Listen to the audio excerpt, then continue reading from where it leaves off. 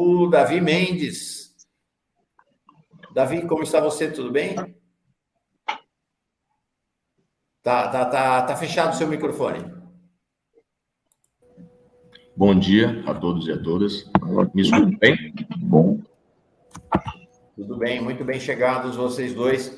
Bom, ontem nós ficamos sabendo, ontem à noite, a Secretaria de Segurança da Bahia disse que já identificou quem foram os assassinos de Mãe Bernadette, que a prisão está para acontecer e tal. Como é? Dê uma atualizada para nós. Qual é a situação neste momento, por favor?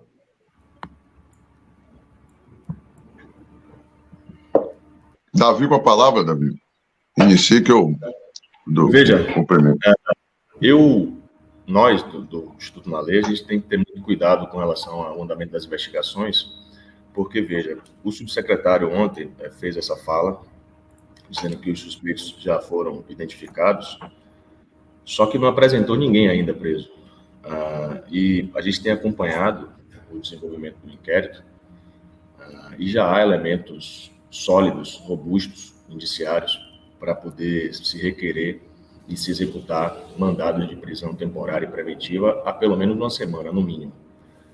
Então, até para não atrapalhar o andamento das investigações e para que a minha fala não sirva de alimento para que esses criminosos possam se furtar à aplicação da lei penal, eu prefiro me manter em silêncio com relação ao conteúdo do inquérito.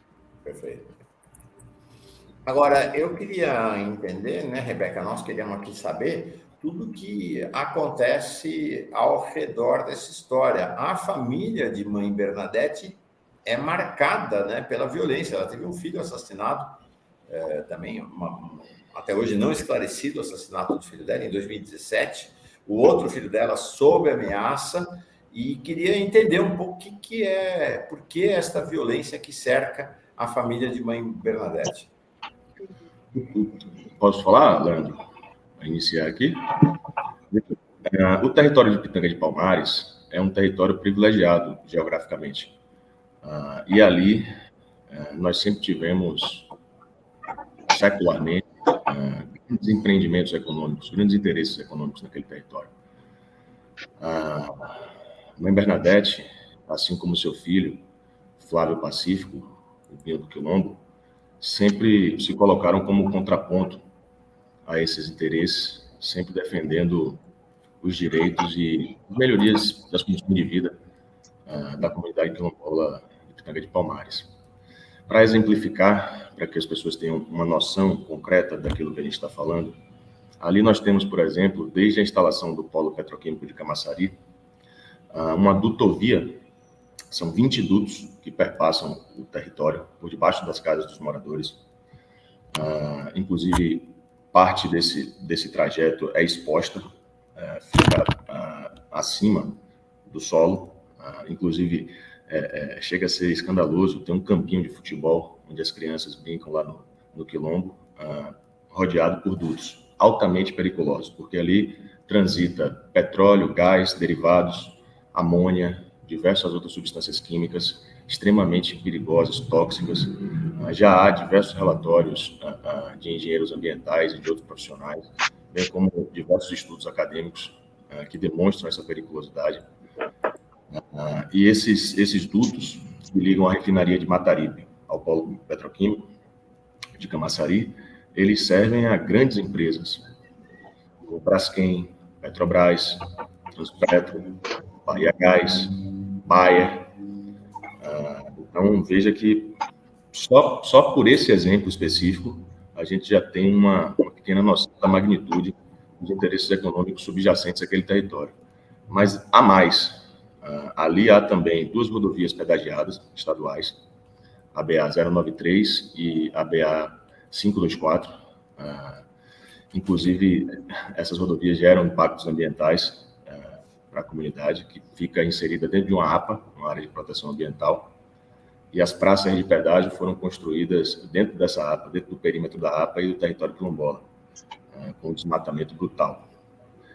Inclusive, a comunidade sempre se manifestou, sempre protestou, nunca foi omissa com relação a esses episódios. Ali há também linhões de transmissão de energia elétrica que cortam o território sem deixar qualquer tipo de contrapartida para as comunidades. Ferrovia, uma represa construída pela Embasa, veja bem, uma empresa pública do Estado da Bahia, responsável pelo fornecimento de água e saneamento básico no Estado. E a Embasa fez essa represa há mais de 50 anos, tem muito tempo, sobre o Rio Joanes. E, a partir dessa obra, mais ou menos de 20% a 30% do território quilombola foi inundado, certo? Para a formação do lago. Ali embaixo d'água nós temos terreiros de candomblé, igrejas, cemitério, as casas dos antepassados da comunidade quilombola, inclusive a casa dos avós de Mãe Bernadette, e nunca ninguém foi indenizado. Além disso, essa represa, ela também deveria gerar vultosos recursos a serem repassados para essa comunidade, pelos riscos inerentes a esse empreendimento hídrico. A represa fica colada com a comunidade. A represa aqui está a represa e a comunidade logo abaixo. Qualquer acidente, qualquer falha no funcionamento dessa represa resultará inexoravelmente no sumiço dessa comunidade. Certo? E nunca foi repassado nenhum centavo. Mas há mais. Apesar desse grande lago, que serve de abastecimento à região metropolitana de Salvador, Simões Filho, Camaçari e também a Salvador, ainda que não seja a fonte principal, porque o principal fornecimento hídrico de Salvador vem do Paraguaçu. Secundariamente, sim. Falta água na comunidade quilombola. Então, assim, é algo perverso. Recentemente, a Embasa construiu um poço artesiano, mais de 100 metros de profundidade, com uma capacidade absurda de fornecimento de água. Na entrada... A Empresa Baiana de Água e Saneamento, equivalente, para quem é de São Paulo, a Sabesp, e da mesma maneira como o governador Tarcísio em São Paulo quer privatizar a Sabesp, o governador Jerônimo da Bahia quer privatizar a Embasa. Né? A gente fica protestando aqui contra o Tarcísio, mas o governador da Bahia tem o mesmo projeto que o Tarcísio, não é isso, Davi? Na verdade, esse desejo é antigo por parte da classe política aqui da Bahia e perpassa todas as colorações partidárias, desde o carlismo, que há essa intenção.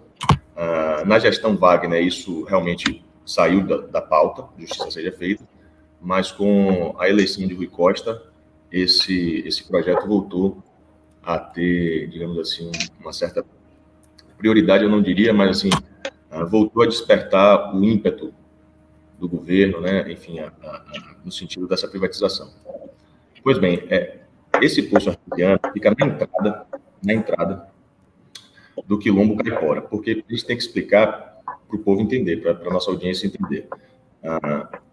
O que se chama Pitanga de Palmares, na verdade, é um conjunto de 3 ou 4 comunidades quilombolas distintas, mas o INCRA, para facilitar o processo de demarcação, fez como se fosse uma coisa só. Então, há uma área que se chama Pitanga de Palmares mesmo, efetivamente, que é uma parte mais urbanizada dessa comunidade quilombola. E há uma parte mais rural, que se chama Caipora, que é onde ficava a sede da Associação Musanzo, fundada e presidida por Mãe Bernadette, local do crime, onde ela foi executada. Para se chegar lá, só há um acesso, uma pequena estrada vicinal de barro, que você pode acessar através da BA 093. Logo na entrada dessa estrada vicinal de barro, foi o local onde a Embasa perfurou esse poço. Então, veja, o poço fica dentro da comunidade e a comunidade tem problemas de abastecimento de água. E a Embasa diz que esse poço é para ser utilizado somente em caso de falta d'água em Salvador ou na região metropolitana, ou seja, é um poço para ficar ali como uma reserva estratégica para abastecimento. Além de tudo isso que já foi colocado aqui, o próprio Estado da Bahia é o causador, digamos assim, do principal problema social que atinge essa comunidade quilombola. Por quê? Em 2002, o Estado da... Pasmem com o que eu vou dizer. Em 2002, o Estado da Bahia foi até essa comunidade, realizou uma audiência pública, prometendo a instalação de uma fábrica de sapatos, que supostamente geraria emprego e renda para essa comunidade. E aqui vale um parêntese, porque por conta do racismo, evidentemente, estrutural e institucional, todas as comunidades quilombolas com as quais nós mantemos relações, têm os piores IDHs dos seus respectivos municípios. Então, evidentemente, a comunidade aprovou com entusiasmo, efusivamente, esse projeto. O governo, então, contratou, inclusive, mão de obra local, dos remanescentes de Quilombo, para edificar, para construir. E, ao final, entregou um presídio, uma colônia penal que funciona lá até hoje. E, veja, essas comunidades nunca tinham tido problema com relação a tráfico de drogas, com relação à presença de crime organizado, facções criminosas. Esse mal surgiu a partir do advento do presídio. E há diversos estudos acadêmicos comprovando isso, com dados objetivos. Onde há a instalação de unidades prisionais, inexoravelmente há o aumento da violência.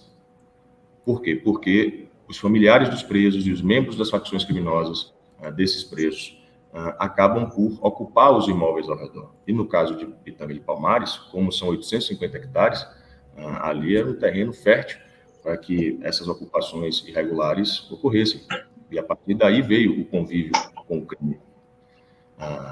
Some-se a tudo isso a ausência total do Estado na prestação dos mais básicos serviços públicos, como segurança pública, saúde, educação, infraestrutura. E veja, o Estado é como se fosse um monstro de duas cabeças, na qual uma cabeça é letárgica com relação à garantia dos direitos das comunidades tradicionais, haja visto esses processos de demarcação e situação que se arrastam há décadas. E, simultaneamente, esse mesmo Estado ele é muito eficiente, muito célere na expedição de licenças ambientais e de alvarás de funcionamento para esses grandes empreendimentos econômicos que adentram esses territórios, ocupam esses territórios ilegalmente e deixam como legado apenas um rastro de destruição socioambiental. Isso me permite dizer de que é um projeto político que independe de coloração partidária. Há uma associação criminosa entre o poder econômico e o poder político em detrimento dessas comunidades tradicionais aqui na Bahia. Rebeca? Entendi. Davi, como, nossa, chega, é surreal, né? A Giovana Araújo. Opa.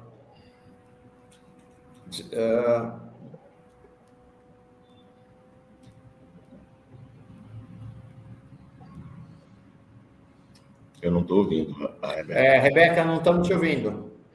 Eu estava vendo aqui se era uma informação minha, ninguém está te ouvindo. Vê se volta aí.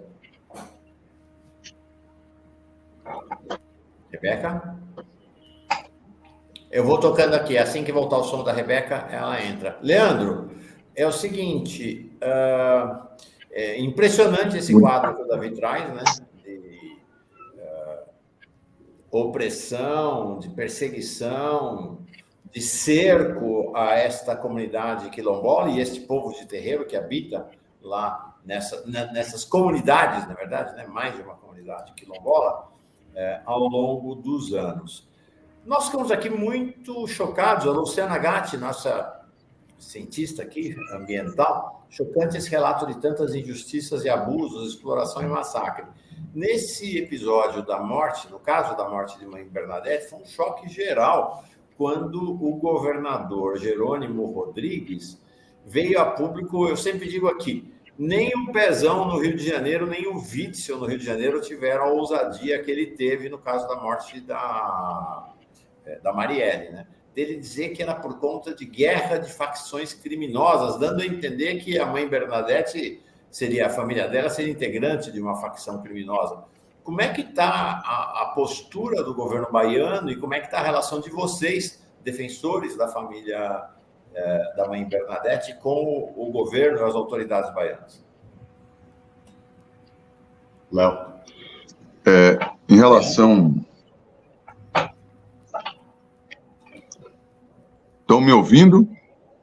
Estamos sim. Perfeitamente. Pronto.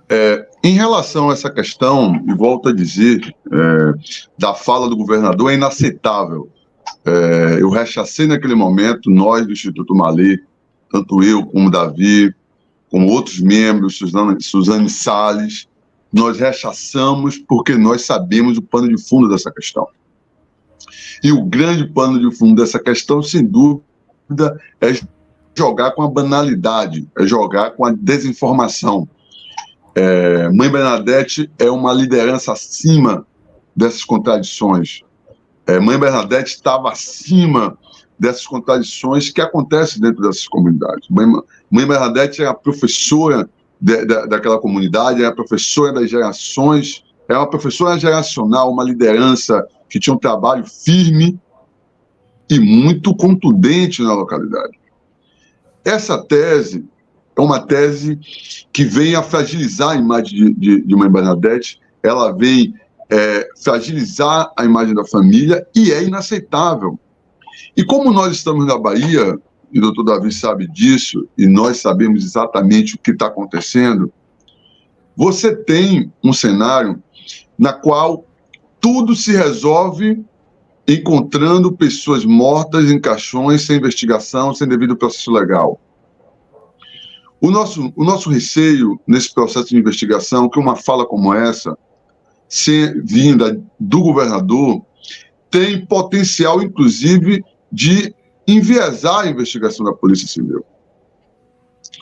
Ela, sendo uma pessoa que ele conhece, e digo, Mauro, digo, Rebeca, ele chamava a dona Bernadette de mãe.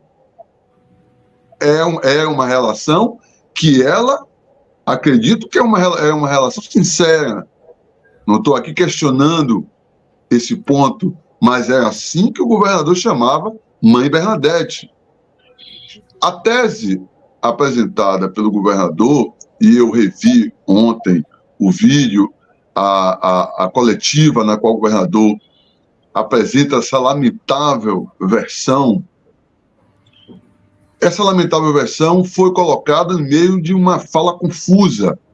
Mas o que se extraiu dessa fala foi justamente o prejuízo, inexoravelmente, à imagem de Mãe Bernadette. E de toda a sua família. E eu volto a dizer, é rechaçável e é inaceitável. E sobre essa relação, Mauro, Davi fez assim, brilhantemente uma explanação do cenário complexo na qual a comunidade está inserida do ponto de vista do território. Nós sabemos que a pistolagem no nordeste do país é muito forte, naquela região tem contornos ainda mais, tem contornos politizados, ou seja, a política naquela região. As relações econômicas e os grandes empreendimentos estão imbricados na pistolagem, é fato. Ora, você tem grandes interesses econômicos interessados em retirar aquela comunidade, você tem o poder público municipal interessado em tirar aquela comunidade. Olha, nós estamos falando de modus operandi de máfia, que entra na casa, ok, e executa e manda um recado. E qual é o recado? O recado é uma perspectiva de desarticulação política. Vários tiros no rosto, e a execução da forma que foi, teve apenas um interesse, dar um recado às lideranças e dar um recado a todas as pessoas envolvidas na defesa daquele território. Dona Bernadette, Mãe Bernadette, Maria Bernadette Pacífico Moreira, mais conhecido como Mãe Bernadette, foi eliminada, e nós precisamos fazer a seguinte reflexão. Quando o Bill do Quilombo é assassinado, com o mesmo modus operandi, ele é assassinado, mas presta atenção nesse dado. Ele se tinha passado a Bill do Quilombo. O processo político de liderança daquele processo, seja do dia a dia político daquela comunidade, com suas demandas, natural, e a grande batalha pela titulação. Quando executa Bill do Quilombo, se busca eliminar um processo político. Busca eliminar, porque aquele processo político já tinha causado alguns transtornos a grandes interesses. O Intercept tem uma matéria, é bom dar uma lida, para poder nós termos dimensão que a coisa é muito grande do ponto de vista de pistolagem, de máfia, e com gente com muito poder de movimentar o sistema de justiça baiano, com muito poder de ter capacidade operacional para poder eliminar aquelas pessoas que eles entendem como pessoas que estão contrárias aos seus interesses. Mãe Bernadette passou para Binho Quilombo essa tarefa de comandar o processo político, como se fosse um processo de aposentadoria política, ainda que participasse, mas olha, a liderança, a Binho passou a comandar o processo político interno. Olha, Binho foi literalmente eliminado, mandando um recado para as próximas lideranças. Você tem um processo difícil, um processo de destruição da liderança política e desarticulação do território. Ou seja, Mãe Bernadette foi também eliminada do processo político. É um processo político. Eu não acredito literalmente na tese defendida pelo governador. Rechaço a tese do governador. É inaceitável associar a imagem de Mãe Bernadette a processo de briga por território de facção criminosa. Tem sim facção criminosa, mas facções criminosas com outra capacidade de influência política e outra capilaridade. Lógico, se nós formos colocar dentro de conceito, pode inclusive ser chamado de facção criminosa. Mas, sem dúvida nenhuma, a Bernadette foi. Eu queria aqui, na verdade, finalizar, passar a fala, fazendo a seguinte declaração. A presidente do Supremo Tribunal Federal, ministra Rosa Weber, Mãe Bernadette faz uma fala na seguinte direção: vocês precisam nos ajudar, principalmente nos quilombos comandados por mulheres. Janja, a primeira-dama, estava presente. Mãe Bernadette foi morta menos de 30 dias depois. Eu vi o rosto da presidente do Supremo Tribunal Federal em choque. E eu acredito nesse choque porque a Mãe Bernadette esteve com a maior autoridade do judiciário dias antes. E ainda assim, esses grupos de poder, com poder político e econômico, teve a soberba, a coragem de eliminá-la. Porque estava em curso um processo de titulação do território, estava em curso um processo de reconhecimento de um conjunto de direitos que o doutor Davi já falou aqui, que eu não vou repetir.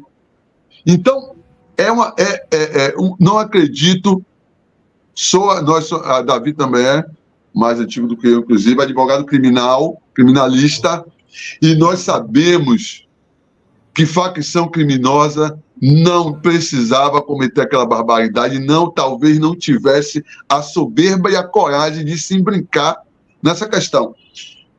Nós não descartamos nenhuma possibilidade, porque, inclusive, essas máfias utilizam-se de questões pontuais. Pode ser alguém brincado de atividade criminosa de diversas áreas, mas isso não tira o pano de fundo da questão. Não é pelo fato de alguém que seja preso, seja apresentado hoje e que tenha um passado ou um antecedente vinculado ao tráfico de droga, não significa necessariamente que a questão está resolvida, porque o pano de fundo da questão são grandes interesses econômicos e políticos. Se nós formos analisar, por exemplo, a morte de Binho Quilombo, que não deve ser esquecida, nós perceberemos que há interesses econômicos contrariados naquele momento, um lixão de uma grande corporação que foi suspensa a licença por um momento. E vou dizer, para encerrar, para passar a palavra para vocês novamente, eu quero dizer que nós que elegemos, eu, um advogado do Instituto Malê, nós votamos nesse governo. Nós votamos no Lula, nós votamos em Rui Costa, nós votamos em Jerônimo, nós votamos em Jacques Wagner, e como resposta, do ponto de vista institucional, essas comunidades permaneceram com os mesmos problemas de governos de outras colorações mais à direita. Isso não significa que nada foi feito, mas não foi feito do ponto de vista estrutural. Existem, sim, políticas pontuais desenvolvidas por secretarias que são importantes, mas não resolve o problema, porque o problema é a segurança jurídica da terra, é a titulação, é a garantia de direitos, é o controle maior da liberação dos licenciamentos para empreendimentos dentro da comunidade, é o cumprimento da Convenção 169. É isso. Obrigado, Leandro. Quero registrar a presença aqui de uma pessoa, ela esteve aqui essa semana, né? Ficamos muito chocados. Ruth Fiuza, mãe do Davi Fiuza, né? Sequestrado, torturado e morto pela Polícia Militar baiana em 2014, com apenas 16 anos de idade. Essa semana foi um choque para nós, né? Rebeca, tê-la entrevistado aqui, ter conhecido Ruth, a vida fez dela uma liderança da luta política e da luta contra a violência, que é uma referência no Brasil. Ela vai virar aqui mais vezes. Ela teve uma declaração dramática para nós aqui, né? Eu não conheço essa democracia de vocês, né? E ela diz aqui: se tivesse havido justiça para o seu filho de Bernadette, a vida dela estaria protegida. É exatamente o descaso. Não tenho dúvida. As autoridades dos governos do PT na Bahia, que levou a essa situação de agora. Para encerrar, nós vamos sair da Bahia e vamos lá para a Amazônia. Agora, eu queria, Davi, que você falasse, porque o clima de terror, de perseguição e de ameaças, ele vai se espalhando em ondas. Ele passa a ser a dinâmica prevalecente do processo na Bahia. E, visivelmente, o Davi está cansado, né? Tá ao quebrado, estou vendo, não dormiu a noite inteira, porque esta noite, você me mandou essas fotos, você e sua família constataram que é uma praxe. A Ruth Fiuza falou de quanto ela sofreu isso enquanto morava no bairro dela, né? Dos carros da PM passando lá, ironizando, dando risada, carros suspeitos na porta da casa dela para intimidar. E isso aconteceu na sua casa essa noite. E vocês estão querendo proteção, é isso? Vocês, advogados, também. Veja, eu sei do tempo limitado que nós temos aqui, mas eu gostaria de aproveitar a oportunidade, porque a questão é complexa, né? E veja, como o doutor Leandro bem pontuou, esse é um governo que nós ajudamos a construir, votamos, fizemos campanha, nossas famílias, enfim. Minha mãe, até outro dia, era filiada ao PT, se desfiliou por assistir a minha trajetória com relação às comunidades tradicionais e o tratamento dado pelo governo. Veja bem, esses problemas de Pitanga de Palmares, isso é uma questão sistêmica por todas as comunidades remanescentes de quilombo na Bahia. Você tem casos cabrosos que eu gostaria de pontuar aqui, para que depois, até como sugestão, virasse pauta. Nordestina, por exemplo, é um município pequeno, de pouco mais de 10 mil habitantes no semiárido da Bahia, onde há a maior mina de diamantes da América Latina. Pouca gente no Brasil sabe disso. Essa mina está sendo explorada desde 2013 por uma empresa chamada Lipari, de capital belgo-chinês, ok? No seio do território de 12 comunidades quilombolas, que lá estão há mais de 200 anos. O município não tem 50 anos de existência. As comunidades estão lá há 200 anos. O impacto é violentíssimo, porque, veja, só de profundidade essa cratera tem mais de 100 metros. E de diâmetro chega a mais de meio quilômetro. Quando você vai se aproximando do município, você olha no horizonte, parece que tem uma cadeia de montanhas, uma serra, mas, na verdade, é um amontoado de rejeitos de mineração a céu aberto. E isso causa danos à saúde das comunidades, dessas populações, fora a contaminação de uma importante bacia hidrográfica do estado, que é a bacia do rio Itapicuru, que abastece a região nordeste do estado praticamente inteira, sem deixar qualquer tipo de contrapartida para essas comunidades. Então, vejam, eu quero, pode parecer exagero, hipérbole, mas eu assumo as consequências da minha fala. O INEMA, que é o órgão regulador ambiental aqui do estado, se transformou numa organização criminosa. Porque, perceba, essas licenças elas são expedidas de maneira ilegal. Essas comunidades têm protocolos de consulta prévia, que é uma espécie de, como é que eu vou dizer? É como se fosse uma constituição de cada comunidade quilombola. Eles é que elaboram sua própria lei, baseado na Convenção 69 da OIT, da Organização Internacional do Trabalho. Essa Convenção 69, se eu pudesse sintetizá-la em uma palavra, eu diria que ela representa autonomia para essas comunidades. Esses protocolos de consulta, eles devem ser obedecidos tanto pelo poder público como pela iniciativa privada. Além disso, a Convenção 69, ela prevê um instrumento que é a consulta prévia, livre e informada a essas comunidades, que é diferente de audiência pública. Porque na audiência pública, o governo vai lá, fala o que quer, ouve a comunidade, mas não está adstrito às deliberações da comunidade. Então, discutimos com a comunidade, ponto. E passa o rolo compressor. E há uma diferença brutal entre uma audiência pública e a consulta livre, prévia e informada prevista na Convenção 69 da OIT. E tanto os protocolos de consulta prévia quanto essa consulta livre, prévia e informada são sistematicamente ignorados nesses processos de licenciamento ambiental. Além disso, a legislação brasileira que regulamenta essa Convenção 69 prevê também 2 instrumentos que são condição sine qua non de legalidade desses processos de licenciamento ambiental em comunidades quilombolas. É o SCQ, chama Estudo do Componente Quilombola, que é um mapeamento de todos os riscos e danos eventuais a serem produzidos por um determinado empreendimento econômico que queira se instalar e operar dentro dessas comunidades, e o PBAQ, que é o Projeto Básico Ambiental Quilombola, que é, digamos assim, o outro lado da folha. São as medidas de mitigação, de reparação, de prevenção desses impactos. E também esses 2 instrumentos são solenemente ignorados nesses processos de licenciamento ambiental. E veja, a gente está falando de 17 anos de gestão petista consecutivos.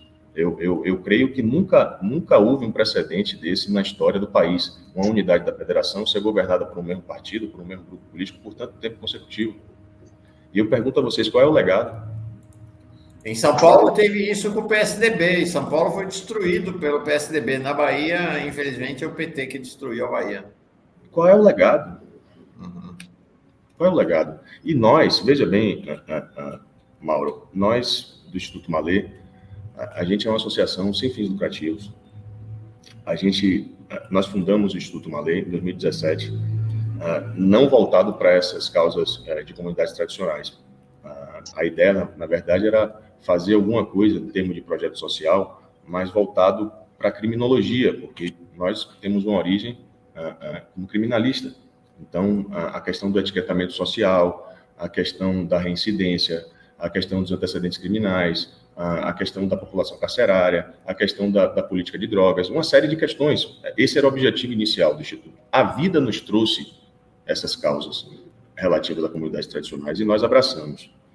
Nós não contamos com o apoio de absolutamente ninguém, contra tudo e contra todos, literalmente.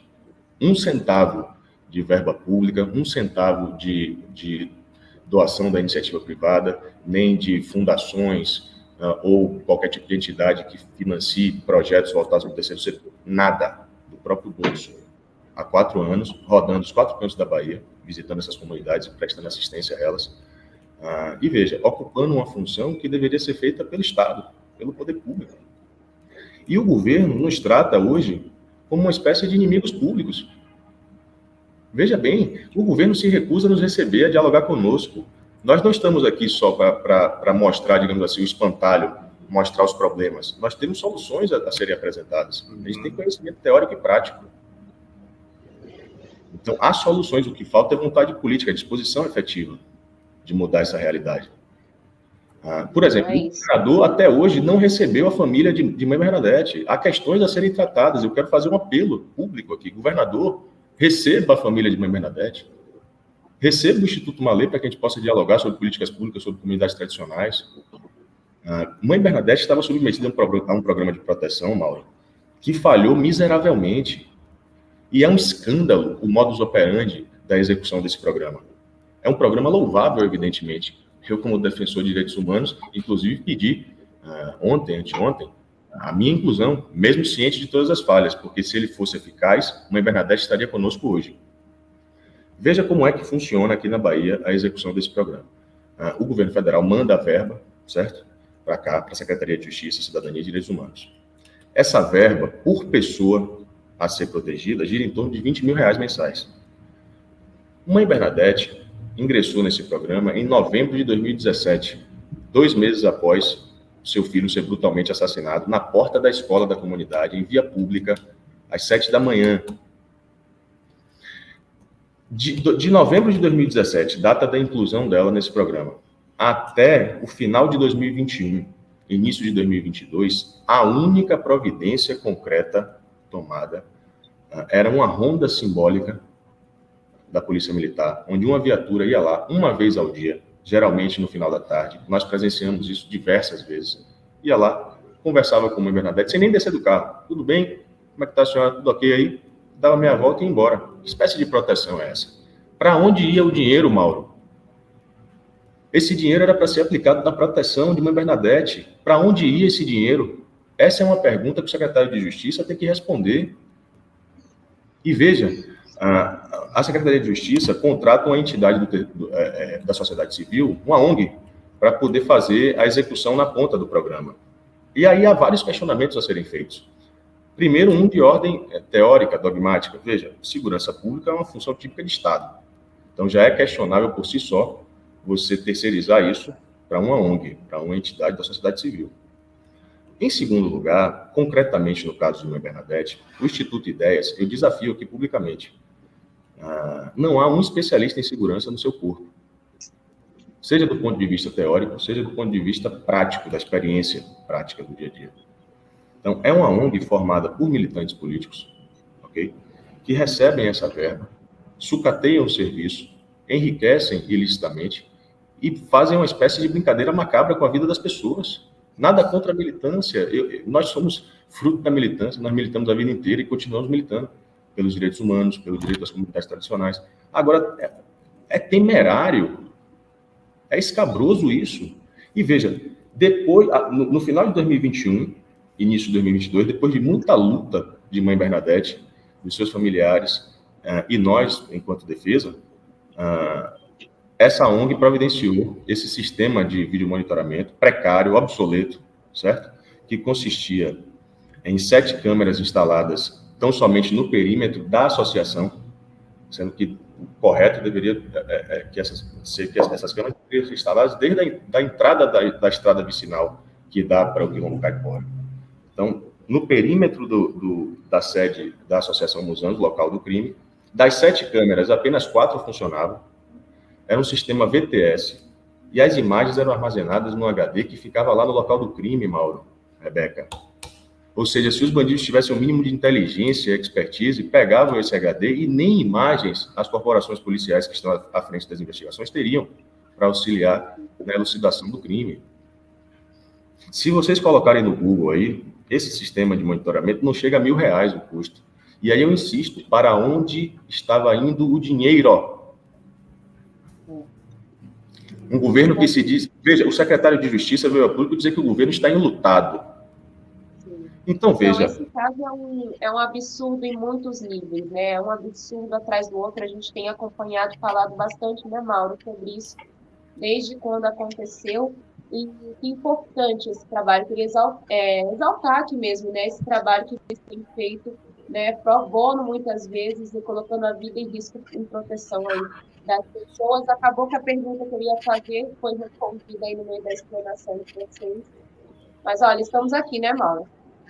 Sim, estamos aqui. A Ruth Fiuza chama atenção aqui, me mandou uma mensagem agora, dizendo os governadores do PT não recebem familiares de vítimas dos estados nem seus representantes. Foi assim comigo, está sendo assim agora com a família de mãe Bernadette e é assim ao longo de todos os últimos anos. Incrível, a gente conversou aqui com a Maria Cristina, mãe de um jovem assassinado pela PM na favela de Paraisópolis, aqui em São Paulo. Até o Dória recebeu as famílias. Até o Dória recebeu as famílias por 3 vezes. O Arroz Fiuza está dizendo aqui, os governos do PT da Bahia não recebem nem as vítimas, nem seus familiares, nem seus representantes. É inacreditável que isso esteja acontecendo. E aí minha pergunta para você, Davi, é o seguinte: vocês dois, eu sei que têm sido ameaçados. Agora, eu de fato preciso pedir uma resposta breve para a gente começar a nossa conversa lá com a Amazônia. Mas é o seguinte, vocês estão tendo alguma proteção do governo da Bahia? Mostrei as fotos aqui desses carros suspeitos em posição, em situação claramente intimidatória na frente da tua casa essa madrugada. Vocês tiveram alguma resposta para o pedido de proteção que fizeram ao governo da Bahia? Veja, Mauro, eu, em primeiro lugar, estou destruído psicologicamente, emocionalmente, fisicamente. A minha vida virou, assim como a do Dr. Leandro, de pernas para o ar a partir dessa barbaridade cometida contra a mãe Bernadette. E eu posso relatar para vocês aqui 4 episódios macabros que eu vivenciei, 3 deles recentes e um há cerca de 1 ano e meio, quando eu regressava da cidade de Nordestina. Há 1 ano e meio, quando eu saía... Porque, veja, aqui eu tenho que fazer, digamos assim, uma autocrítica, assim como o doutor Leandro, nós já fizemos essa autocrítica internamente. Nós éramos ingênuos. A verdade é essa, só caiu a ficha dos riscos que corríamos a partir da tragédia que se abateu com a mãe Bernadette. A gente nunca acha que isso vai chegar próximo da gente.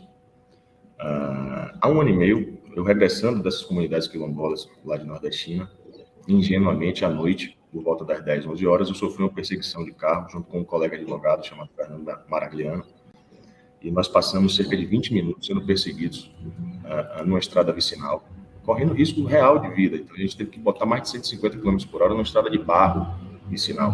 Graças a Deus não ocorreu nada.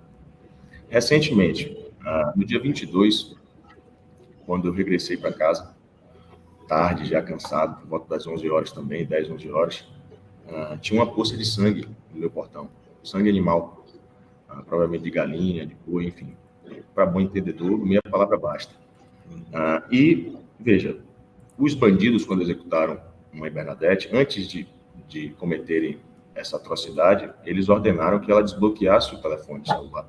Então, eles tiveram acesso a toda a comunicação conosco enquanto advogados.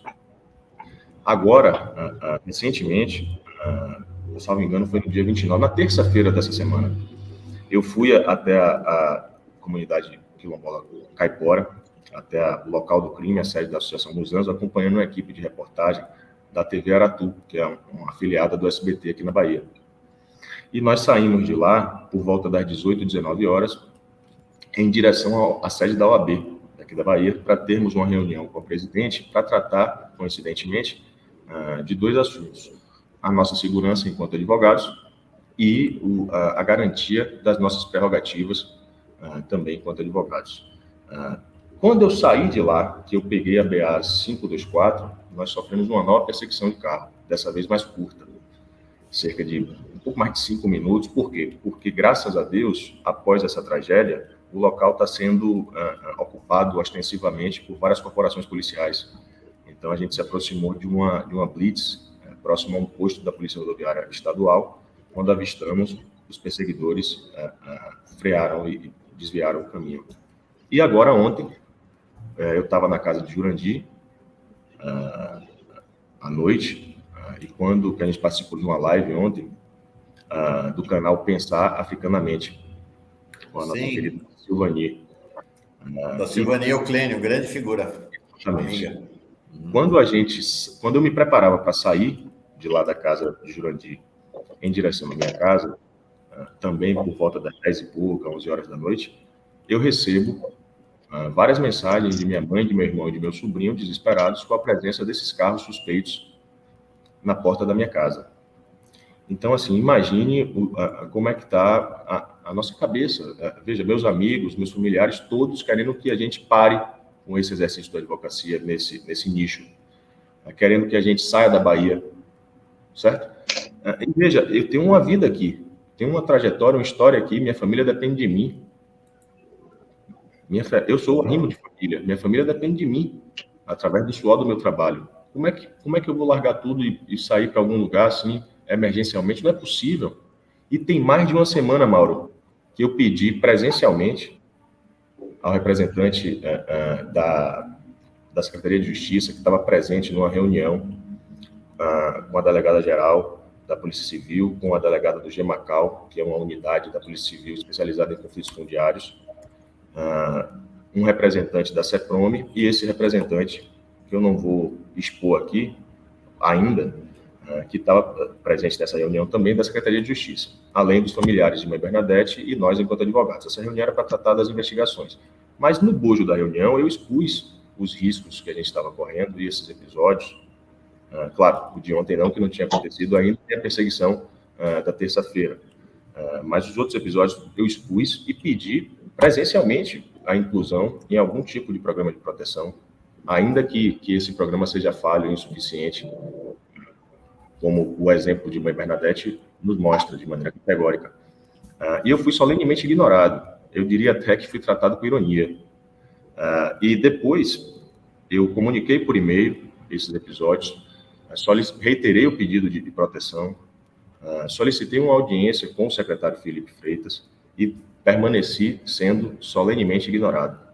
Até que eu fiz o cadastro formal, o formulário do Programa de Proteção de Defensores e Defensoras de Direitos Humanos do Governo Federal, enviei na quarta-feira à noite e finalmente recebi uma resposta, um e-mail confirmando uma reunião agendada com o secretário de Justiça para o dia 4. Eu espero que ele não se omita, porque eu vou seguir o exemplo de mãe Bernadette. Eu vou continuar resistindo, eu não vou desistir, e eu também não vou me omitir, porque mãe Bernadette, ela nunca se omitiu, ela sempre pediu socorro a todas as autoridades. Eu tenho diversos arquivos, por isso que, assim, veja que coisa perversa. Um governo que se diz de esquerda, popular, progressista, que nós votamos, ajudamos a construir, fizemos campanha, que, assim, na prática, pelo comportamento até então, essa gestão pífia, patética de crise, do caso mãe Bernadette, parece que o governo acha que nós devemos ser realmente eliminados, morrer, porque não é possível uma coisa dessa. Por expor as vísceras, por expor essa relação promíscua do poder público com o poder econômico em detrimento das comunidades tradicionais. Essa é a realidade. Então, aqui eu quero, mais uma vez, reiterar o apelo. Governador Jerônimo, por favor, receba a família, receba a Jurandir, receba o Wellington. A família merece uma indenização do Estado. O senhor vai querer que a família judicialize a questão? Mãe Bernadette foi brutalmente assassinada e inserida num programa de proteção falho. O senhor tem que explicar aonde foi investido esse dinheiro destinado à proteção de mãe Bernadette. É necessário negociar uma indenização para os familiares. Há um dano moral coletivo à comunidade também, pela perda da sua principal liderança, da forma como foi. Nós estamos finalizando, Mauro, aqui eu vou, para terminar minha fala e também dar espaço para os outros convidados do programa, vou dar para você aqui em primeira mão, nós estamos finalizando a elaboração do estatuto do Instituto Mãe Bernadette. E essa é uma pauta também que nós queremos tratar com o governador. A gente quer que essa plataforma seja a base para elaboração, formulação e execução de políticas públicas para as comunidades tradicionais, assim como a elaboração e execução de projetos para essas comunidades. E nós vamos atender não só Pitanga de Palmares, como todas as comunidades da Bahia. Esse é o pensamento. É uma realização nossa do Instituto Malê, em parceria com os familiares de mãe Bernadette e com outras lideranças quilombolas do estado da Bahia. Importantíssima a ação de vocês. Agora, quero dizer, ouvir vocês, ouvir Ruth Fiuza, olha, é de rasgar o coração. O que acontece na Bahia, o que está acontecendo na Bahia, realmente é um negócio inacreditável que a situação seja essa na Bahia. Acho que todo mundo muito chocado aqui com o que vocês nos informam. Dizer que aqui é um canal para vocês, está aberto para vocês, para a família de Mãe Bernadette, para as vítimas todas. Eu sempre digo aqui, vocês disseram aí, foi importante vocês dizerem isso, né? Nós votamos no Jerônimo, nós apoiamos o PT. E agora você traz essa declaração dramática, né, Davi? O governo no qual nós votamos dá toda a indicação de que nos quer eliminar. Eu sempre digo, a Fórum, evidentemente, participou de todo o processo da campanha de libertação de Lula, né, no processo da eleição de Lula, do PT, com grande alegria, nos orgulhamos disso. O Renato Rovai tem um papel fundamental nisso. E aqui na Fórum a gente tem liberdade, né? Tem visões até distintas aqui dentro em relação ao governo Lula, mas as vítimas sempre em primeiro lugar, né? As vítimas sempre na frente, sempre antes de qualquer esquema, partido ou interesse político, né? Então, o lugar para vocês aqui está sempre aberto e é uma prioridade para nós, né, Rebeca? Exatamente, Mauro. Obrigado a vocês, obrigado, Mauro. Obrigado, Rebeca. Obrigado vocês aí, boa caminhada. A gente tem contato agora, vamos ter contato sempre, tá bom? Leandro, Davi, muito obrigado. Um apelo a vocês. Obrigado, Mauro. Obrigado, Rebeca.